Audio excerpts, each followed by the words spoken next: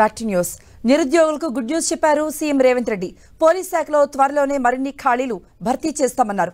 గత సర్కారు హయాంలో పబ్లిక్ సర్వీస్ కమిషన్ ద్వారా నిర్వహించిన గ్రూప్స్ పరీక్షల్లో అవకతవకలు జరిగాయని కోర్టు నిర్ణయించిందని, త్వరలో ఫ్రెష్ గా మరో 64 పోస్టులు కలిపి పరీక్ష నిర్వహించినట్టుగా చెప్పారు సీఎం.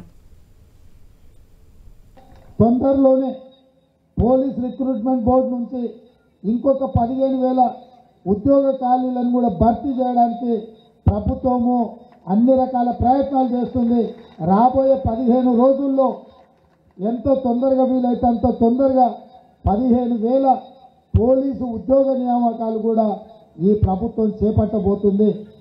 గతంలో ప్రశ్నాపత్రాలు జిరాక్స్ సెంటర్లలో పల్లి బఠానీలలాగా అమ్ముకున్న విధానాన్ని రద్దు చేసి తెలంగాణ పబ్లిక్ సర్వీస్ కమిషన్ని ఈరోజు తిరిగి కొత్తగా నియమించి గ్రూప్ 1 పరీక్షలకు కూడా గతంలో ఇచ్చిన ఖాళీలు ఆనాటి ప్రభుత్వం నిర్వహించిన పరీక్షలు లోపభూయిష్టంగా ఉండి హైకోర్టులో 2 సార్లు రద్దయినాయి. ఈరోజు కోర్టే ఆదేశించింది గ్రూప్ 1 పరీక్షల్ని రద్దు చేయమని.